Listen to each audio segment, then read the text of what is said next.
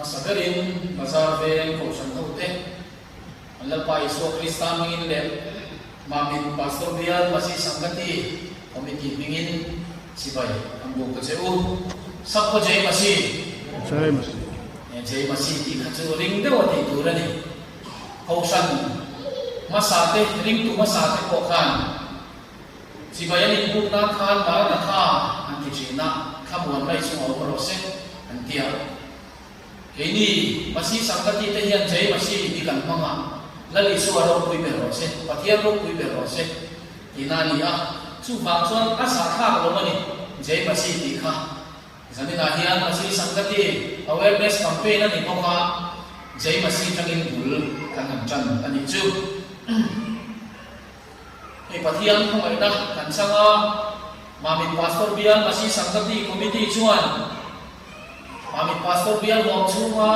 ko kui chunga ko san ho te masih sangkati awareness campaign dai bise anti campaign si karatan tu soi tuatan tin kan han mai tua cucu pakowa an kata sanina ko san ho te ma yang hian soi tu te du sakna an han sanga lo le maya kau hirin chatowa an di soi sek la akiu dekat maya mai satu tan seo ma hei pathian ko mai na kan sanga aku rei ka changa lo man na kan lo siam lo pangin aku kan lo theng tare maya sanina hian pathian tuhan mai to hui lan tia kan khanju ko san na pui chan chin chasil rong bol na masih sangat tikal kangin ram chu mai to pang kini ko san na pui chan chin chasil rong bol na masih sangat tikal kangin ram chu ma ito pang patian tu kanin hana tute siar do nila chanchin sa markasia kung som paru chang som panga chanchin sa markasia kung som paru chang som le pangate chanchin sa mathai sia kung som ni le paria chang som paru atanga som paria chang som paria atanga som ni te tin chanchin sa lu kasia bungli chang som paria le som pangate ngai ka do nia chanchin sa mathai sia kung som ni paria chanchin sa mathai sia kung som ni paria chang som paria atanga som ni pathian thui lo ngai ka ti chuan ni suwa chuan ne na ro kala an ni ho chu bia lele vana thu nei na zong zong ka ne na pe ka ni to chu ti chuan kal ula nam ti na me si ti ra te siam ula pale fa pale thara thiam tim ting a chuan bam ti ula thu ka pek zong zong cheu bong turin si pi ro tin ngai ka ku ke kum khua in khover to kheng po in ne na om se la ma ti chanchin sa ba ka sia kung so pe paru chang som le panga tu na mi yang le tho ka ani tin nan ne na khover zong zong a kal ula thil siam zong zong ne na chua chanchin sa hi si ro mundang ami bung khat sia le ang chanchin sa lu ka sia bungli chang som paria le som pa khwa pathian thui lo ngi thak sun zo ma ku riang vai te ne na chanchin sa siu tura mi wa ta bangin lalpa tharau chu ka chunga om ani chuan sal te ne na chuan na thu le middel te ne na midvar nei le na thu soi tu te ti du la ton te chuati tu te lalpa lu oi thu soi tu te mi ti na ni ti hi lalpa na thu kan chiam te kan sa ta man som sam ro se amen pathian ne trong trai lalpa chung ber kan pathian in mangai tu kan phun ruat lo angin ne sanina mami pastor biar masih sangkati komiti na ro man kan lo siamungin abul chan na turin pasar be ko sana masih sangkati awareness campaign dai thei tura ikhong ai na min suai ba ni masai do tu kan sila che sana ni thu ko san na pui chan chen chu rong bol na masih sangkati kal kanga kan tho dan tu te ma kan lak dan tu te thu kan ngai to ho do na soi tu le ngai tu te thara mun khatin bin pol la kan sawa ya lo na pakat ka kan sa so te na turin ikhong ai na utang kan pol tire dal pai so Kristan min kan dile Amen.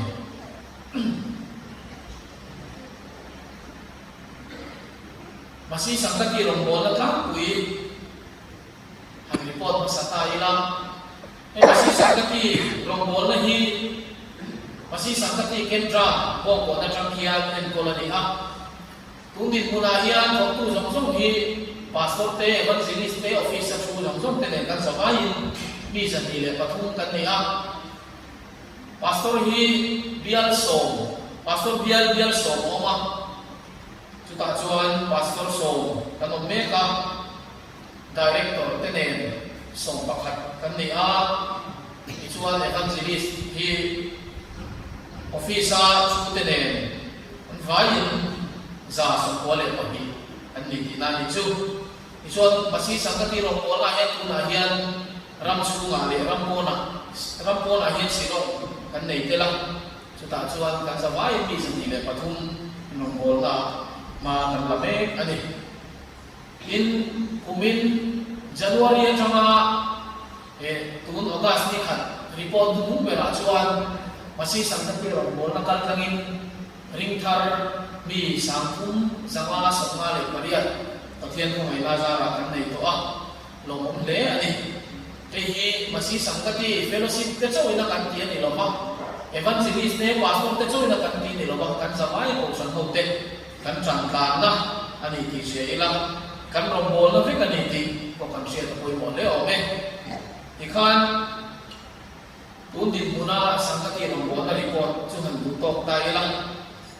jai masi ya khan han lu le lok ta ilang e jai masi koi mo maya ngam dang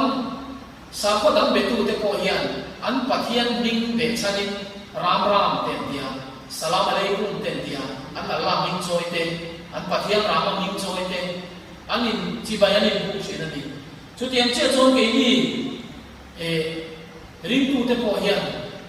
chibayanin bu na hian pathian min choi chibayanin bu ki alo mo e maya jai masi kanan ti hi isla paro biro se isu aro biro se tina khani a chu bang so man se ni lo tura ni kan ro bola hian abi takin masih sangkati ro bola ai chuan kanin jai masih reng mai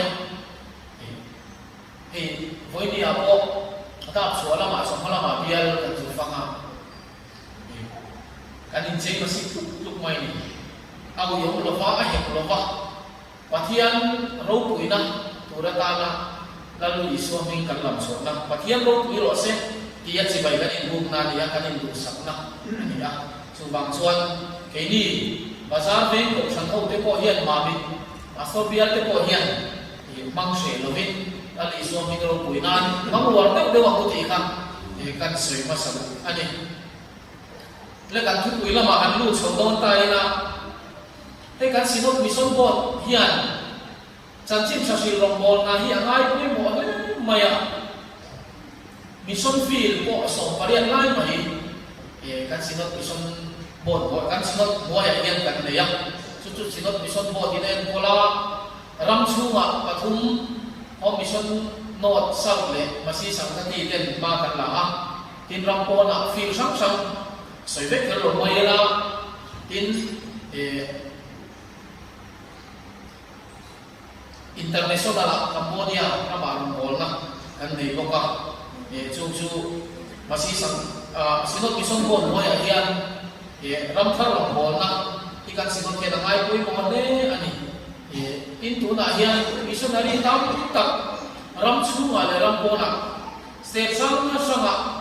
le India ram po na hangin kan sinot hian kok tu tam tak ati suaka sumle pai tam tak senin Chanchim sasil rombol ngahi athok me ka chumia chuan nang le ki poi kan ba lo ba kan sum le pai mangte kan chong trai mangte in he Chanchim sasil rombol nga hian kan tel fe kan ni kha lo in sep masata ina he rombol na hian kan ba mi ko lawani kan thok fe kan ni kha ke ni po hi om muna changin missionary rombol nga kan thok ni kha lo in se tai la a chaw me tin kan soi ta ka khan kan sinot mission board moya feel so balian lai mai kan maya chung jinga chuan zan na hian masih sangkati awareness campaign na ni boka masih sangkati rong botal kanan kurming deudon ani hey kanram sunga hian hun reto takachangin nam dangunau te insum dom to na wante sarkar na wante in thil chi sanga sangmi stiri na te in silna wante in kanram sunga nam dangmi te ne kanin chia pia sela tin mising sim hi pathian hian ni siam dana hian eng nam po ni la eng mi po ni la in mamo ton tura pathian na asiam te mising kan nia chu wang chu kan ram chu wa ngai po hian zo ram chu wa hi ma mi thom chu chu po hian te kin na nam am tai la nam dang u nau te tel lo hian kan ko sa te ko mi alo ni he kan singa chong dang mang te Bengalian ni mo trong đảng băng Hindi trong băng anh đi mo Nepali trong băng anh đi mo các cái chuyện na cho anh sát ta trong băng anh đi mo kan ram su ma ngai ko hita kan ahwam zin zo kan nen point kan in siapia na sa to maya in ma moton vek kan ya wangin pathia dina mising te din siam ta na le wangin kan he kan ram su nga kan seve la nam dang una te hi eng tika ma in siapia lo kan om di om don lo ko ve long chu so ne ke ni kan ko sak tan ko ani to tin hai ram sak kang zel te abi takin mami district te ko ba kan so so zela yang hian asir na sang zo te in college sa lecturer te simlai atiam khan in aram pu panga han thir ko in medical college kan han tiam chi te ripan kan han tiam chi te ki ta seresia animal husbandry kan ti lam te ikfai kan han tiam chi he zo ma hian nasale zual zo kin tu na hian zirlai te rampo na tram ko in trong dang mang te anon lu du mai ni zirtir tu te po in medical te lama te po ma kan so so zela doctor chazo te tiam zo te po specialist te ko non lu so zela in a technical lam thila po na wang te thil chi sang wangin kanin chia pe so zela ni in hei bazar ve wang chu chu ko yan bai ko tai la kan che ve la po nam dang u na te trong dang mang te tam tak ang mani hem zonga so wa hian he nam dang u nau te hi voi lia hian he ma si sang ka ti ro mo la kal tak hian kan chin cha kan sip sa te hi ti hi kan ri ro lo mo sa be ka se la kan wa Allah pa Yesu Krista dang le ke mi so te min san tam tu ra he ko ve la lo pe no za kan fan te ko kha ni ti nge no ti Janjin chalo mo em bitin ta tu ka long khen se wani ati voi ni ahian he janjin chahi nang le ke mizo te ta so wani lo ma mizo ram chu ka cheng te so ta na ni lo ma mitin ta tu janjin cha ani a chu wang chuan he kan che ve la kan bul ngai ve la nam da u nau te hi ke ma ni min lon ne na ya min lon nge nga min ma wa no om lai hian Janjin cha sing long kon na hi ko cham ho te hian kan lo ti ma mo janjin pathian thu kan sia ra kan huwa khover zong zo ma kalu la thim siam zong zong ne na janjin cha sing lo ti a rap tina kalu la min ti ani chu wang chon he janjin cha sing long bol na hi pathian ni na ko chan ho te chu wang ko phun na ko chan ho te ku ta mo phun na a ma ni ama nu sui tu te ama ri tu te lan Yesu Kristan he ko ve la le la ya na sataka janjin cha chu a kon dar chu wa na lo nu wa chu zong tu ra a da chu ko sa ko te chak ti ni wa na lo do kan la Yesu Kristan tu be in pe a tu da na lo ma nei re re lo ko ve zo so ma ka lo la ti siam zong ko ne la janjin chai si lo ni ti lo sil to su ti thom ni kan la se le re re lo ni chu wa zo zen la hian ko san ho te na kan ti ma mo kan mo ko na chu janjin cha si lo ko na ko san ho ku ta kan pathian ni chu ko san ho chu tu nge kan ti chon nang le ke hi kan ni zan na hian kan han soi kai chu tu nu na hian nam ta mu na te ke ma ni min ma mo zo kin kan ram su ma chan chi sam sam wangin sum do na wang te na tho tu wang te sin na wang te sarkar na wang te chỉ sang sang là bạn cần sẽ về là một con này em tin là bác cháu ăn sôi là siêu gia cần về khá bác phải bây giờ cần mi số dari tên ăn thu sôi chun hết điểm gì đi bác phải bây giờ trong lòng bồn là háo tắc lệ anh hệ mai về là nằm trong khu nào thế hiền hết là ram ri giúp cả na kan mi zo khu nào trên khát thế sự chết tang chiến tắc cái năng musia rong bồn là har em mai ni anh tin là tắc yếu bác cần lên luôn cho lấy cái đó vậy chumina lang siang em chu state pon kan pe china chuan rong bol le har sa em ani tin abi takin kan rong bol na te hi nam nuai nu zo te chaklo zo te dong kan mai zo te chu bulak rong kan bol kan puya kan mission field tam tak hi chung jinga chuan nam sang zo te hi vai anti bol ta bai la awareness campaign ni pa dam dam unau te hi rampon kan pe china chuan har sa em mai ni chan chin tha ka direct takin kan pa sil thelo tin abi takin tuna tung din muna pe chuan state tam takin anti conversion law sa ko pakhata changa sa ko da ngai le na do da na tan na chung bun tam taka pa sa ni ko chu wa chom long bol nei har em mai ni tin ban ni lo ka chien pa an long bol kui pastor thu lakna mission field ani ne kanin dia kan fellowship pa ni chu kanin khom changam to reng lo kanin khom do na kan han khom de chuan abu nai vela RSS hoten police ron troi anom duty tak zel mai achang pe chon kan ding tu ten kut an to chang o ma chu bang chon fellowship pa ni pe chu kan kha ki ti to matia chumi na tilang sia em chu rampo na hian chanchin thapin rong bol na hi ahar sa to em mai ni ak hiu tol mai ni dan mangin manon la boka dan pia lama afil pia ko te RSS kan ti hote basrang dal kan ti hote VHP kan ti hote nas takin man la boksia chumi ka na chuan rampo na kan tir chuak kan missionary te hian rong bol har sam ti le to amai ro chu pathianin kan bul naya kan sevela kan inaron luatira kan bulok loka chu mission field chu pathian ni neman bul nai sakani tu naya kan interon lua minron bam kan bian hi misau sakani ko ani lawe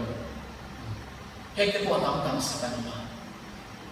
minron bam ani in lo dan tua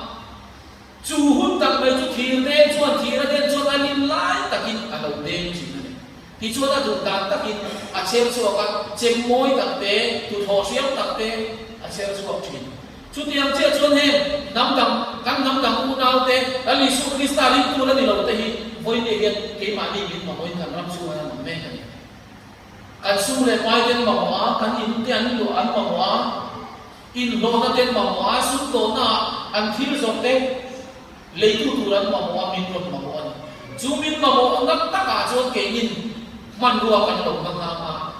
là lý số Christian thu bê min bê hết chân chín trái cái đi cho cái lâu về thu đó chú cầu sang hậu thế hiện cắn nhìn lúa thế cắn đồ lúa thế vui khát tal chân chín trái cái lâu chịu về đến thế vui đi cầu sang hậu thế cái nhìn liền là trong linh cái gì cắn lâu đã xin ngay lâu đi chuan naktu ko chain buli chana ko sa din aso kan thelo ko ni be trong ka thiam lo kan ti chitro ek te su evangelist te pastor te trong thiam mo ti puro lo kan ti ni be ma se kan in te satur te kan biak in te satur te chuan ek nam nam unau te mi zo to min kan be thei ma se chan chin cha chu kan shin ni khat lo kan in le ta chulin ka share ko sa ko kan tu dan tak kan in tu dan design te kan bi in tu dan design song song te kan shi se te sia chan chin cha kan shi te khat zana yang ko chan ko te ko kan in le ta ko yo le ni china en tin na thir de ni thiralin la ya de kan sa yem che na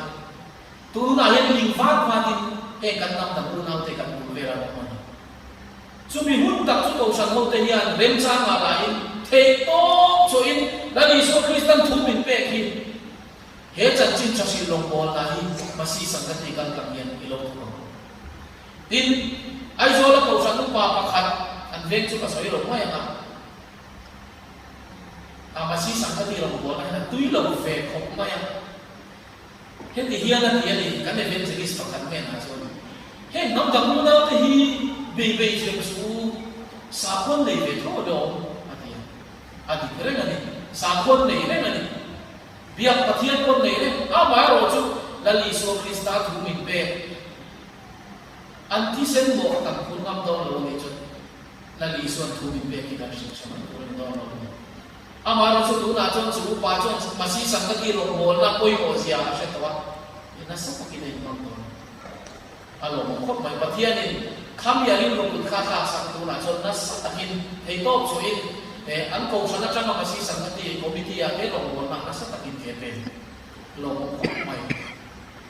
onya ko yang ke ni ko ya ma si sangati rom bo na hi kan lo na se thiam lo ne mai the trong thiam chok te ti tu mo ko kan lo ti ni mai the ama ro chu kan sa mai kan te ti pe la li so Krista thu min pe kan ya kan mo khu na ya kan tu wa ma ni ya kan sa mai kan tho ko ni trong kan thiam lo ni ko in kanin noya dam dam kuna umte kha kanin kon lo tu te kha ron kal thar ho me ron kal thar te no chon kan evangelist kha kan shil fa kana kanin pula kanin noya nam dam ring lo win no ma ron kom te a ti kan ron bola kan tho ko do ni trong kan thiam lo ni kon kan bial suwa kan bial chenom lo ka passport te ko ka ma evangelist te ko kan ma tina ho rom bo la ngai ni chuan committee te ko in ma kan la ti khan kan evangelist te chuan kan bian sung na dam dam om pe song na song kha anin lo song song ne an chef fai kin ke lo mai thing kan chu kan evangelist ka so ta hin phara om da ya elai bazar ve a chu aki pa koi khan an ro ni lu chua da kha ro chef lo mai thing ma se ke ni chuan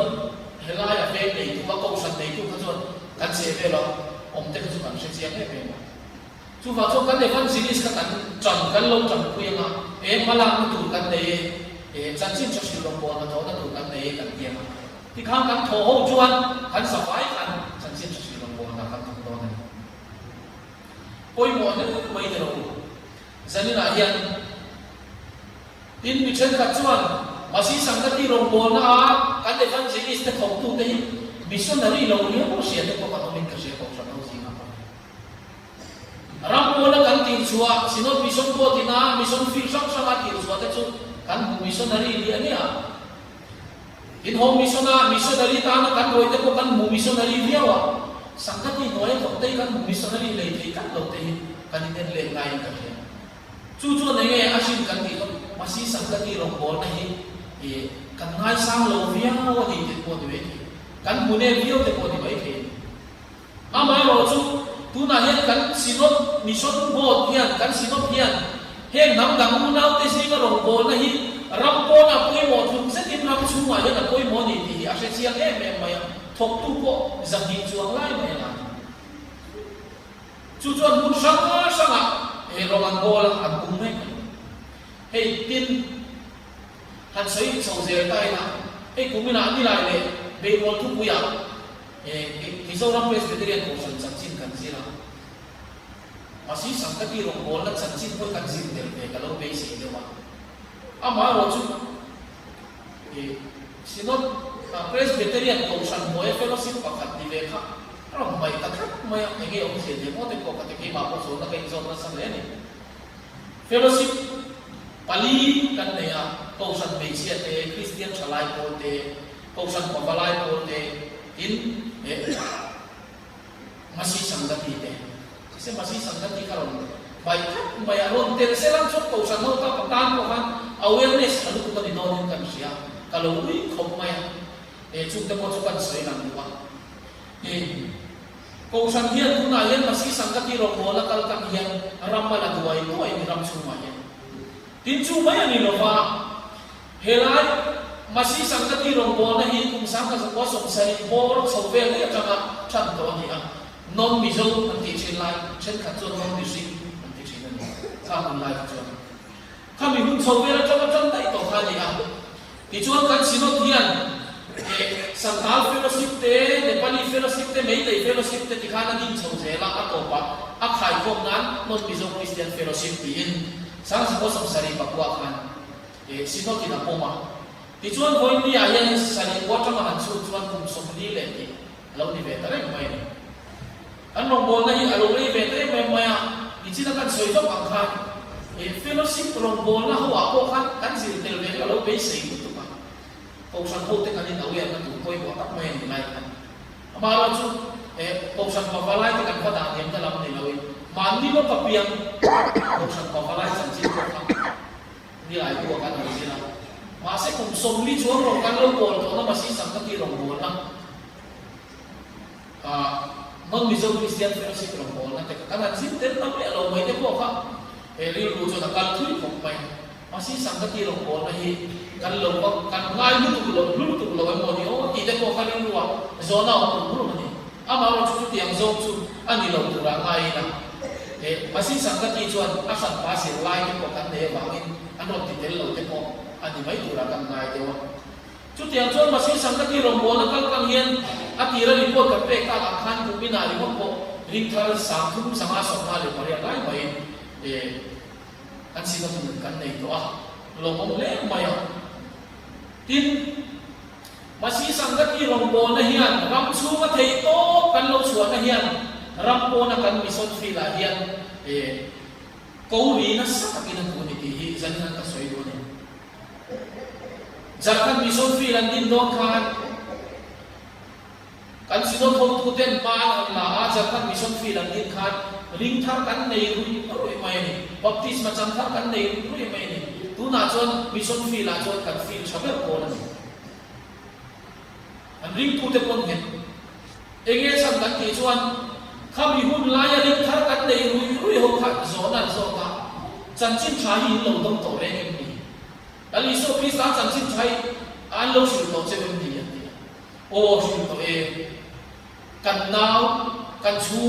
kan tlang wal Mizoram na to ka lo om masi sanggati non Mizo Christian fellowship rong bol na kal kanga dali so krista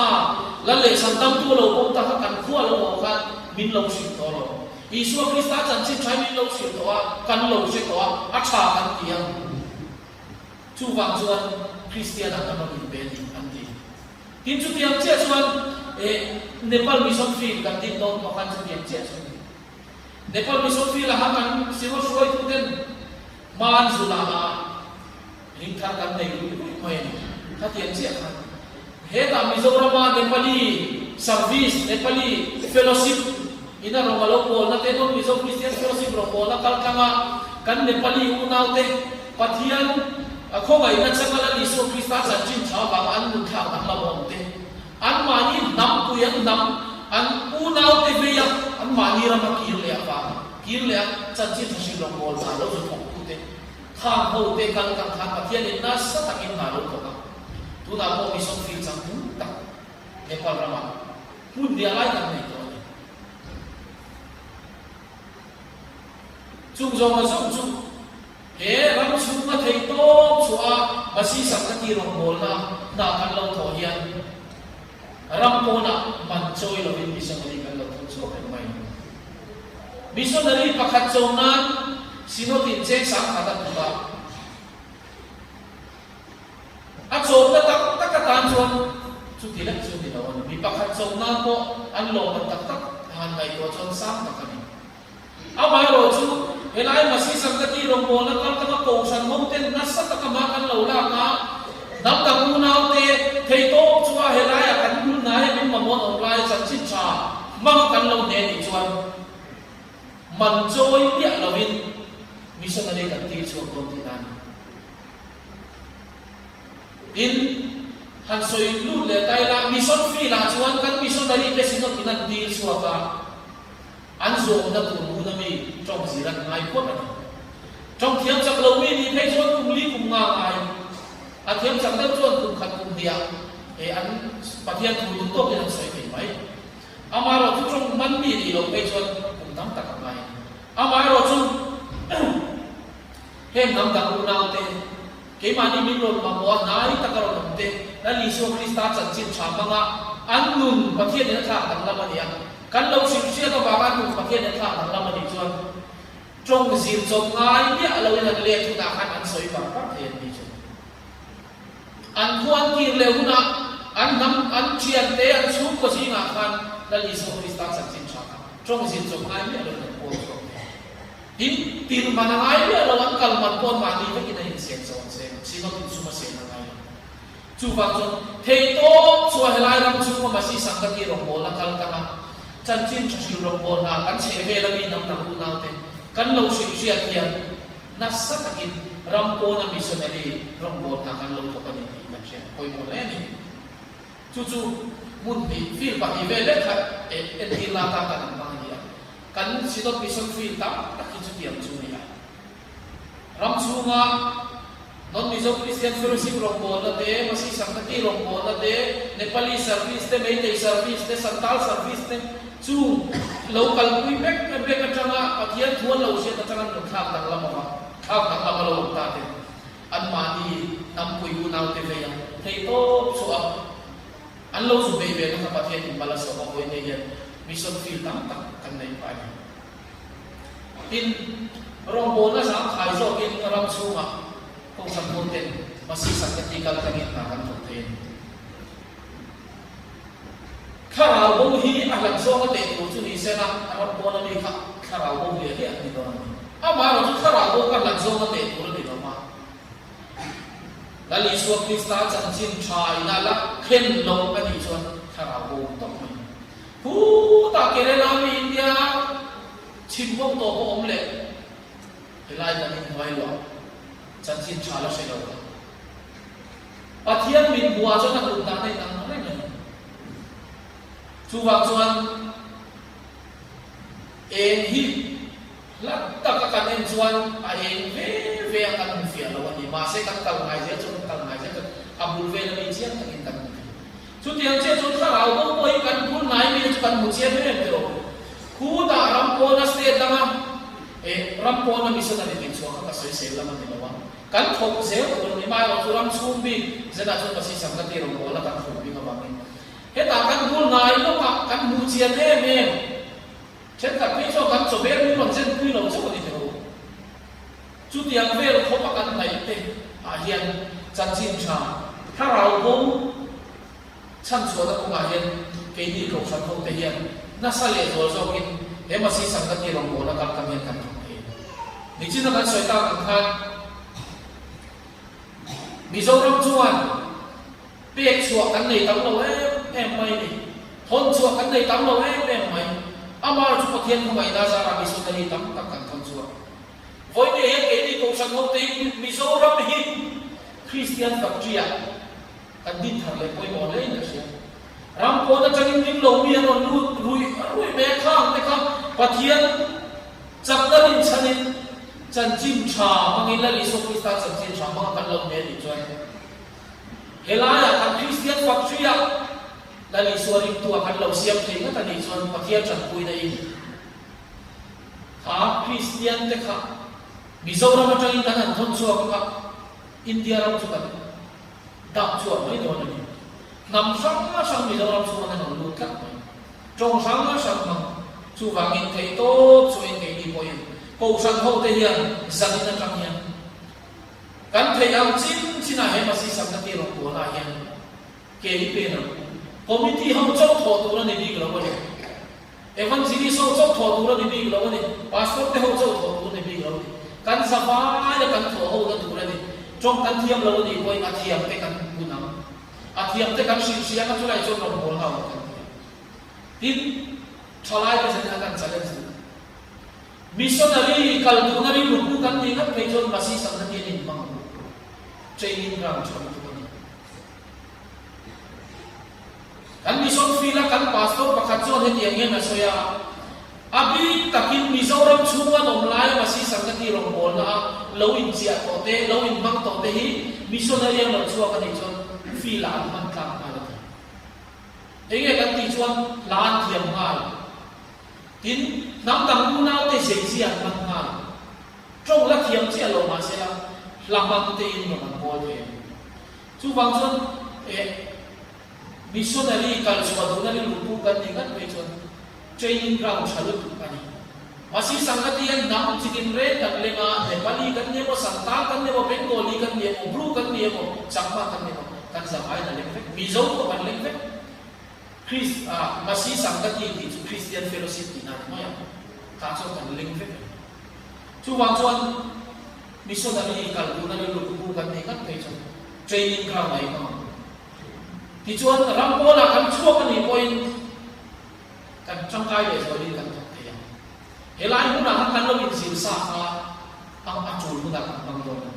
chu wang cho chen na chalai pe missionary kal du bari lu pu te kan o mani phei chuan in bang i za lo bang ma si sang ka ti rong bol lai mo ni za tha lo pathian rong bol ni za tha lo ni ke ji pi a thei ko kan chu ma ko san ko valai thei to kan chu ma ko san mei chen thei to kan chu ma masih sangkat ini bang na isak lo kausan rombol na fekani kausan na fellowship bank pakana niya kausan rombol na fekani kan tel fek na tulo ni tikai zana ni setar le tin kausan hoten sai ko rombol na kal kanin masih sangkat ni rombol na nas sa tagin na te entina diyan sarikan dua Bollywood film siang tu tehian nam dang unau te thim luma hian lain thua soina sat sia an thim luma la tlang na chian sia Bollywood film kaden china nga Hindi film te kaden china nga comedy ako an zai ko khasang film ako zai ko romance film ako zai Indo film ako zai an film som som Hindi film an yemo Bengali film an zai ko mai chu Bollywood film siam tu te na che me ma Indian ring luar hian la hian thuk takin na athau kan hian che da ba ni la an siam ter che na fi ma chu tiang che chuan ke ni ko san ho te po hian la mangin e ma si sang ti ro mo na sa takin na ka te ke ni mi so dai kan fa nei le ko ti ro nam dang na te chu tiya ko akimila sa kilo tam ta ko ini bisa sukan fat itu kuang balik dek ko kita balik dek kan te menya kimilin kan fat itu tak cucu patian hian kan o ka hi fakna nama hian na sanche chali longo la hian min tu ni ko sam te sai ko lo mo la mangin asani na ko sai ko lo wi tak bai pati kan ngai ka lo mo le an Hindi la le bizo ka ka ngai ka aro kui tak setan sai ko lo mo la kal tangin in lahi mi chet kan tan chuan thu soi tam tak mai kha ai thi lu ma ne so chu wang chuan Bollywood film siam tu te po na film siam ma ka tam tak ta en tu te thi lu ma ne mai ni chu tiang che zo ke ni po hian kan ko san po hian zai po lo mo la kal kai ma si sang ka ti lo mo la ke kan pe te kan wa nei mi zo chu sa la ni mo Hindi la ni mo Korean la te po vui tam nei tha ka ngai lo kan sak pui thei se mai ala thu kha va se tiang vek lo mai la kan sa thei ke ze mai rep ram tak te po kan rep pui zo thut thei ege kan tu pathian ni talen ni kai kai chu wang chon he pathian ni talen min pe ki rong bona mang thang kai na niki khu sa po kha la ma nga athi lung kha pathian ni thak sa ka ka mi sual to tak mai thi lung po kha la ma ni pathian ni thak sa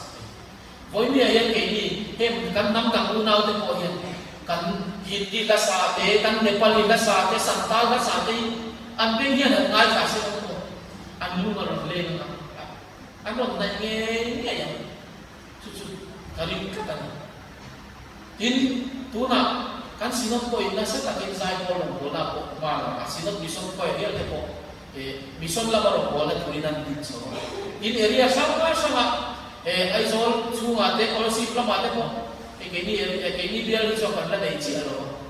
area ko chi sam te ko kan ding nasa takin zai po long po na in ba kan lang kay ni po yan kan ti the ni sa ni kan ko sang zai po te ko kan zai yan le mai kan zawai kan hindi lahan zin tay la moi takin kan rem the kat mai athu om zia sia khera ngai lo a se tiam te thi nuwa pathian ni na thok mai lo chu wang chon sanin a hian ko san ho te hian he ma si sang ka ti long bol na hi asirai da lo ko san da pui chan chin cha sim long bol na hi alai mo ni thak mai ko san chan chin cha sim long bol na a ke pen lo chu ko san sa kan ni ring tu ko chan chin cha sim long bol na ai poi mo lo ring tu chuan rin na ko ma so thi chu wang chon sanin a hian ko san ho ten kan ti ma mo kan ko wa la ni so kristan va na lo do na ha hovel zo so ha ka lo la thi siam zo zo ne na chan chin cha sim lo ka ti te in riang vai chan hai zo te pa che zo te ke ma ni min ron ba mo min ron be tu te hi lo tuam no min la ni so kristan chan chin cha mangin kan lo tuam tam lo no san na hian chu tiang ku zo ko san ho ten he chan chin cha sim rong bol na hi ma si sang ka ti rong bol na kal tang hian na sa takin trong kan thiam lo chung chung poi thei to chuin ke pe ni la chu chu pathian in kan thei to wa ma kan thei to kan so chuan pathian in mala so ma na sa takin he kan ko sang huam chunga nge ko hian e ma min huam chunga nge ko hian la pan he ma si sang ka ti rong bol e mala so ma na sa takin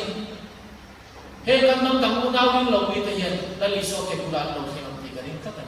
chu tiang ku jo ko sang ho ten he chan chin chu sil sil rong bol na masih sangka di rong bola kalau kalian itu saya orang dal pada tuan saya kan saya taman som se